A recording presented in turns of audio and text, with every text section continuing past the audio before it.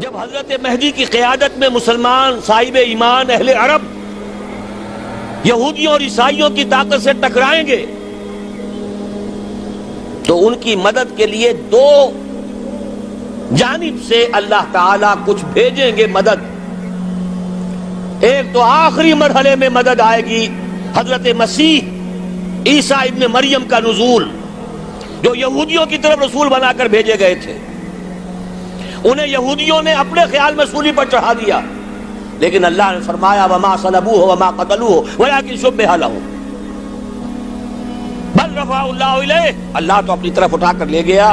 اور احادیث صحیحہ جو کہ ہمارے ہاں متواترہ کے درجے میں ہیں، وہ احادیث جو صحیحین کی ہیں، ان سے ثابت ہے کہ حضرت عیسیٰ ابن مریم دوبارہ زمین پر آئیں گے. اور یہودیوں کا سب سے بڑا سرغنہ جو خود مسیح ہونے ہی کا دعویٰ کر رہا ہوگا، مسیح الدجال، اسے حضرت مسیح قتل کرے گے.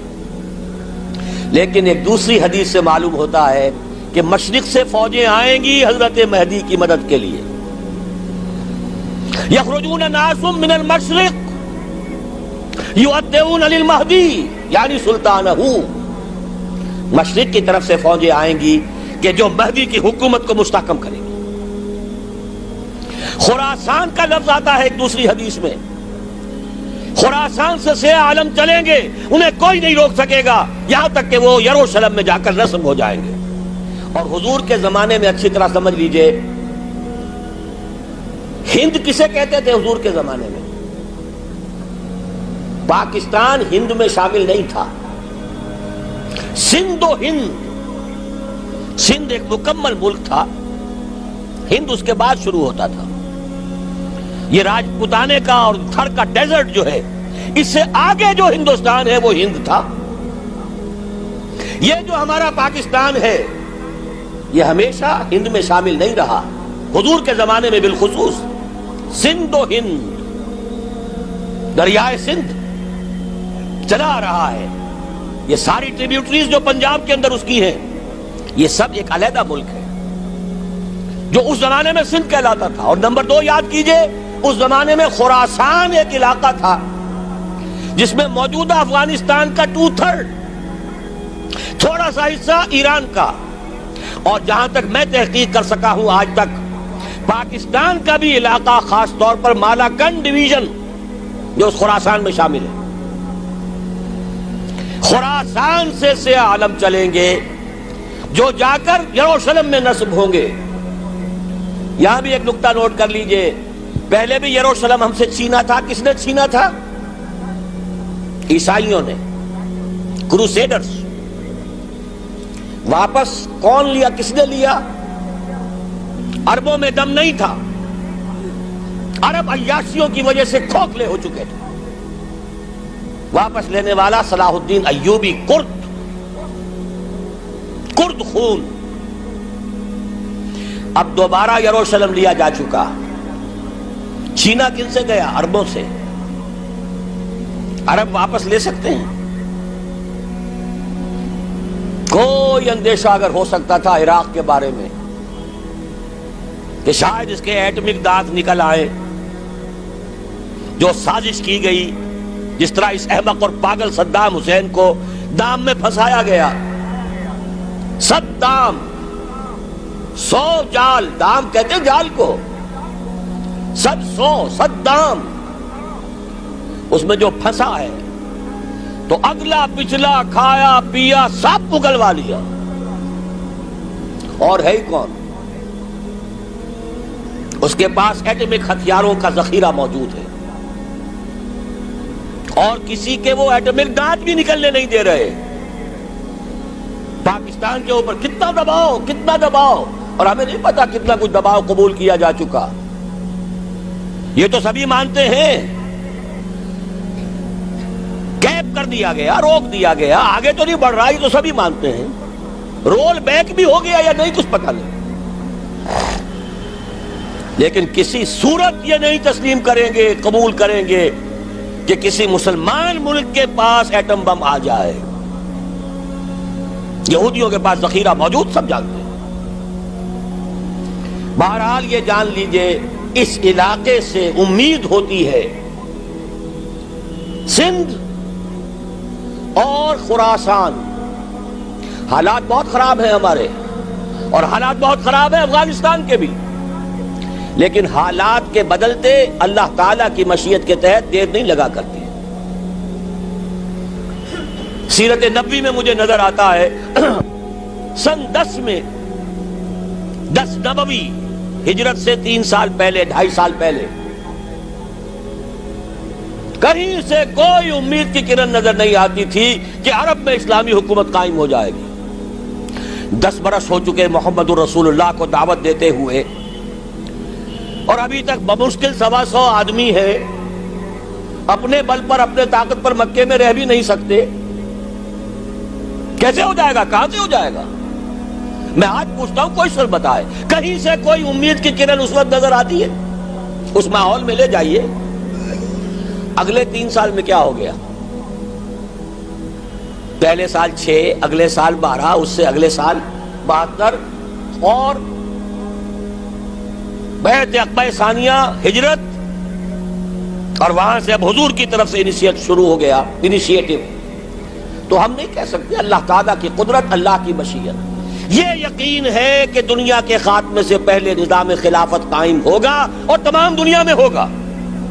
ظاہر ہے کہیں پہلے کسی ایک جگہ سے ہوگا، جیسے حضور کے زمانے میں ہوا۔ اگر بیک وقت پوری دنیا میں ہو سکتا تو حضور کے دست مبارک سے ہوتا۔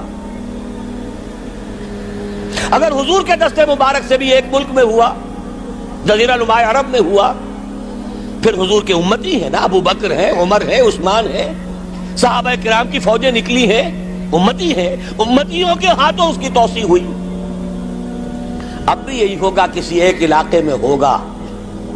میرا گمان ہے، میں یہ یقین سے نہیں کہہ سکتا، گمان بھی میرا ان احادیث کی روشنی میں ہے جو میں نے آپ کو بتا دی اور موجود ہے اس کتابچے کے اندر۔ علامہ اقبال نے بھی انہی کے حوالے سے کئی کہا ہے، میرے عرب کو آئی ٹھنڈی ہوا جہاں سے، میرا وطن وہی ہے، میرا وطن وہی ہے۔ اس علاقے سے کچھ ہونے والا ہے اور ہوگا انشاءاللہ۔ میری زندگی میں نہ ہو، آپ کی زندگی میں نہ ہو، کوئی پرواہ نہیں۔ حضرت حمزہ تو شہید ہو گئے غزوہ احد میں۔ 5 سال کے بعد حضور مکے میں داخل ہوئے ہیں فاتح کی حیثیت سے۔ حضرت حمزہ کی نگاہوں نے، ان آنکھوں نے تو نہیں دیکھا، عالم ارواح میں اللہ نے کیا مشاہدہ کرایا ہوگا انہیں، وہ تو ہمیں معلوم نہیں۔ بعض صحابہ شہید کر دیے گئے مکے ہی میں۔ بہت بڑی کامیابی۔ اپنی جان لگا دیں، اپنے آپ کو کھپا دیں، اپنے آپ کو مٹا دیں۔ جس طرح روڑی کوٹ کر بنیادوں میں بھر دی جاتی ہے، ہماری ہڈیوں کا چورا بنا کر اور ہمارے خون کے اندر اسے گون کر اگر وہاں ڈال دیا جائے، اس سے بڑی سعادت کوئی نہیں۔ اس پر تعمیر ہو خلافت علی منہاج النبوہ کی، ہم اس کی بنیاد کے اندر دفن ہو جائیں، یہی بہت بڑی سعادت ہے۔ لیکن یہ ہوگا، میں نے عرض کیا تھا کہ یقین ہے مجھے کہ ہوگا، اور ہر صاحب ایمان کو یقین ہونا چاہیے کہ ہوگا۔ باقی یہ کہ یہ آثار ہیں اور احادیث بھی ہیں، اور 400 برس کی تاریخ بھی بتاتی ہے کہ یہیں سے ہوگا۔ 1000 برس تک سارے مجددین امت عالم عرب میں پیدا ہوئے۔ 11ویں صدی کا مجدد اعظم شیخ احمد سرہندی کہاں دفن ہے؟ سرہند میں، ہندوستان میں۔ 12ویں صدی کا مجدد اعظم شاہ ولی اللہ دہلوی کہاں دفن ہے؟ دہلی میں۔ 13ویں صدی کا مجدد اعظم سید احمد بریلوی، ان کی تو قبر بھی معلوم نہیں، لیکن ان کا خون جذب ہوا دریائے کنہار میں، اور ان کے سینکڑوں ساتھیوں کی لاشیں اس بالا کوٹ کے مقام پر۔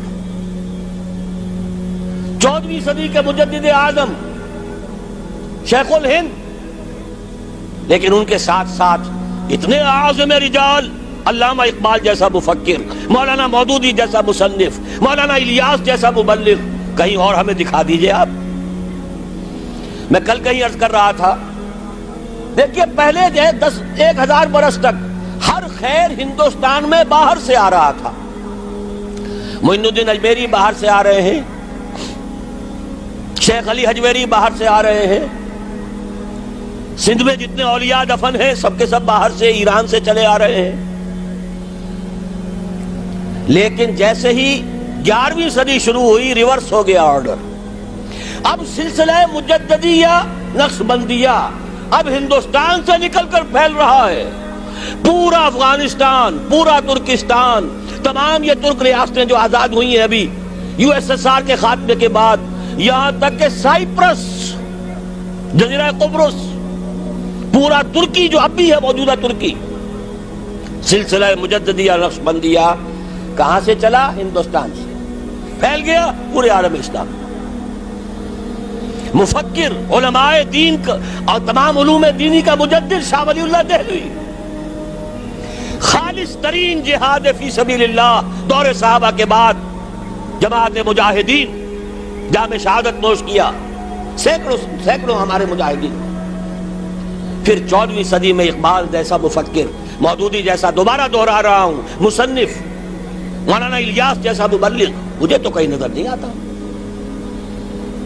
تمام مسلمان ممالک آزاد ہوئے، کہیں اسلام کا نام نہیں لگا، نہ سرکاروں نے نعرہ لگایا، نہ کہیں کسی اور نے نعرہ لگایا. عربوں نے بھی عرب نیشنلزم کا نعرہ لگایا، اسلام کا نعرہ نہیں. تحریک پاکستان میں نعرہ لگا، پاکستان کا مطلب کیا؟ لا الہ الا اللہ. صبح عرض کر چکا ہوں تحریک خلافت پوری دنیا میں کہیں نہیں، صرف بر عظیم پاک و ہند میں. اور کیسی تحریک خلافت کہ ہندو شریک ہوئے، گاندھی شامل ہوا،